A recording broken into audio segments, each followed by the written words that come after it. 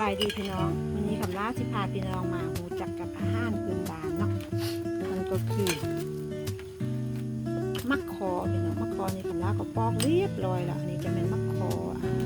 ธรรมดาเนาะพี่น้องเนาะ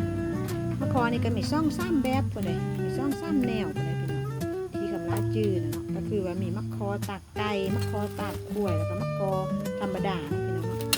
นี่คำล่าก็สิกินข้าวบายมักคอแล้วก็ปูแดงแต่สิ่งที่คาดบ่ได้ก็คือเกลือพี่น้องต้องใส่เกลือเลยเพราะว่าเกลือจะเพิ่มรสชาตินะพี่น้องตอนยำน้อยนี่ตาถูได้กินข้าวบายมักคอเลยกับควา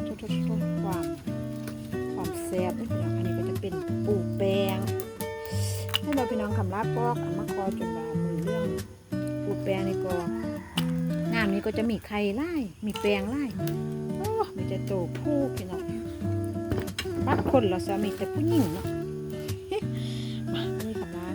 ขั้นตอนทำอีกนี่ก็ต้องเอา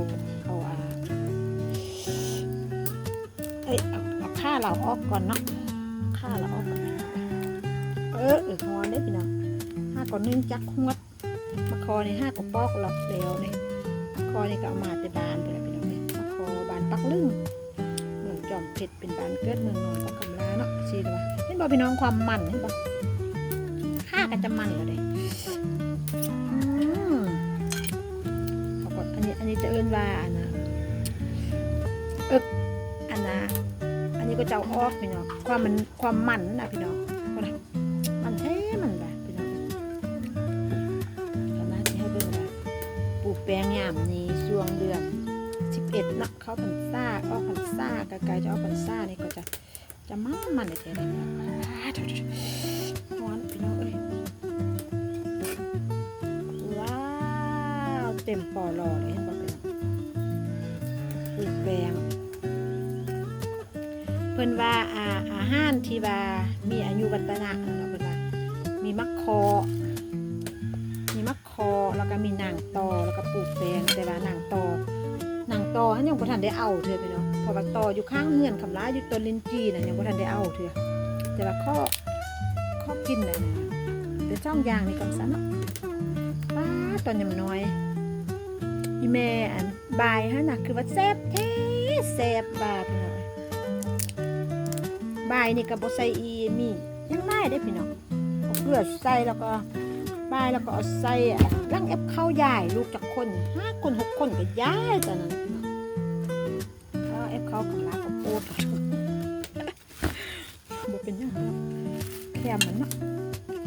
แคมแอปข้าวตอนตะกี้นี่มีตัวนู่เด้พี่น้องตัวนู่พี่น้องมีไข่แล้วโอ้บ่แม่นเนาะมาวันนี้คำลาสิระบายแซ่บกันได้พี่น้องบินนี่ก็เอาเข้าไปนี่แหละมาโอ้ยคือนอน5ลูกเด้พี่น้องเอ้ยนอน5ลูกเนาะลูกนี่ก็บาย5เด้อีแม่บังมากไปลูกเศร้ากันนะวิทย์ก็เขาเหนียวมาแล้วก็มาเฮ็ดไปนี่แหละพี่น้องปันอันนี้แหละเพิ่นเอิ้นว่าปันโกมเนาะเอาเกลือโหยนิดนึงพี่น้องมะคอใส่พี่น้องเอ้ยบางคนก็จะกินกับมะคอละลาบางคนก็จะบายแต่มะคอละลาเนาะคันบ่มี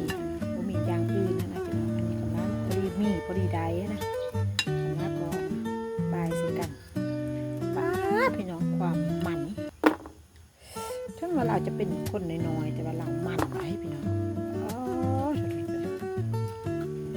เอาไปกานี่ก็นานออกเลยพี่น้องแกนมะคอนี่นะกำลังเบิ่ง2 4 6 7ตอนยำน้อยนี่อีเมนี่ลูกหลายคนนี่เนาะซื้อมะคอแล้วก็ว่าเป็นซื้อดอกพี่น้องเอาให้นะแล้วก็เอามาบายท่ามได้ป่ะยาวจากหน่วยสันเดพี่น้องยาวจากหน่วยเอา4 หน่วย5 หน่วยเอาไล่กับบ่ได้ได้เพราะว่าลูกหลายคนนะพี่น้องแต่เดี๋ยวนี้แท้ป้าพี่น้องมันแท้มันแบบนี้ดูอันนี้แหละพี่น้องถึงว่าจะบ่น่าแซ่บแต่ว่าก็เป็นคำลาเสือว่าหลายคนอาจจะได้กินเนาะถ้าว่าอยู่ทางเขตชนบทเด้นะพี่น้องบ่ฮู้ว่าอยู่ทางบ้านพี่ๆเพื่อนๆมีบ่อันนี้เพิ่นเอิ้นว่าอาหารดังเดิมอีพ่ออีแม่เนาะเอ้ยกินข้าว ใบมักตอใบมักคอคนไปกินก็คณะจะออกปูแปงใจจืดเนี่ยจะความจริงนะพี่น้องกินแต่มักคอก็แซ่บแล้วแต่ว่าอันนี้อยากให้พี่น้องได้เบิ่งนำว่ามันสามารถกินพร้อมกันได้พี่น้องแล้วก็แซ่บที่สุดอีกตื่มนี่จะเป็นตาลก็จะมาใส่แป้งง่ายเฮงกับพี่น้องให้บอกนี่มันฮะมันให้มันว่าพี่น้องมันจะเป็นปูนะปูที่อยู่กับธรรมชาติแล้วพี่น้องปูที่อยู่ธรรมชาติอยู่ข้างหน้าคำล้าเนี่ยเขาจะไปขุดแล้วเขาจะก็มาค่ายให้คำล้ากระตือให้เจ้านะเพราะว่ามันเลิกโพดคำล้าขุดไปได้คำล้าก็ขุดอยู่แบบคำล้าจะไปเห็ดคลิปขุดปลูกแปลงนี่ก็ใจบ่แต่ว่าคำล้าก็เห็นแบบเห็นกล้วยมันแต่ว่าคือซีอันยากเราก็มาใจสักกันได้บ้าพี่น้องนี่นะแซ่บเชียวอะไรเนี่ยก็เป็นแบบเสร็จเรียบร้อยนะพี่น้องจังเรางบไปสิได้ก็พี่น้องงาบเข้าไปมีเลยได้พี่น้องปั่นเนาะปั่นฮุบไปเนี่ยอันนี้แหละเพื่อนมาใบโกมพี่น้องต้นตำรับใบโกมของอีพออีเมเนี่ยนี่กันลูกกระซิเป็นคือกันเพราะว่ากำลาเคยเห็นให้ลูกเบิ่งแล้วเนาะนี่พี่น้องมันนี่ก็หับประทานได้เลยพี่น้องข้าวเหนียวเด้อข้าวเหนียวนี่ก็เต็มแอบเลยพี่น้องถุงมือนี้ก็ชื่อว่าบกินเนี่ยว่าพี่น้องเชียวไปหาร้านเลยร้านก็มักเลยแซ่บคักเด้อมากินน้ำปลาเด้อพี่น้องเลย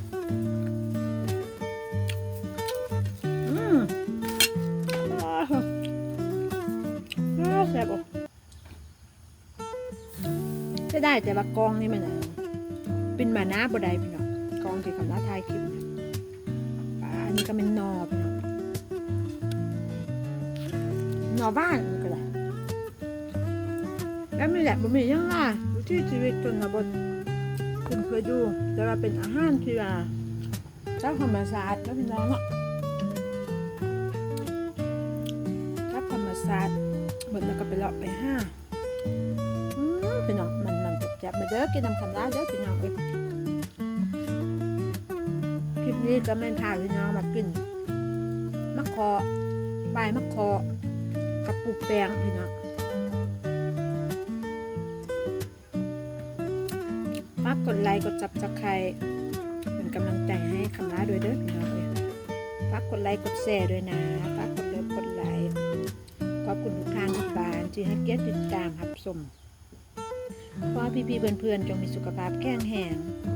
คิดว่างสิ่งใดก็ขอให้ได้ดังความมักความปรารถนาทุกสิ่งทุกประการเนาะ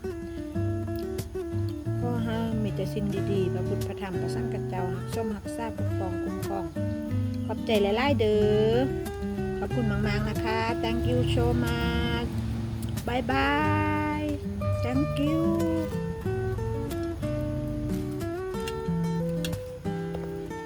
ขอบคุณมากค่ะ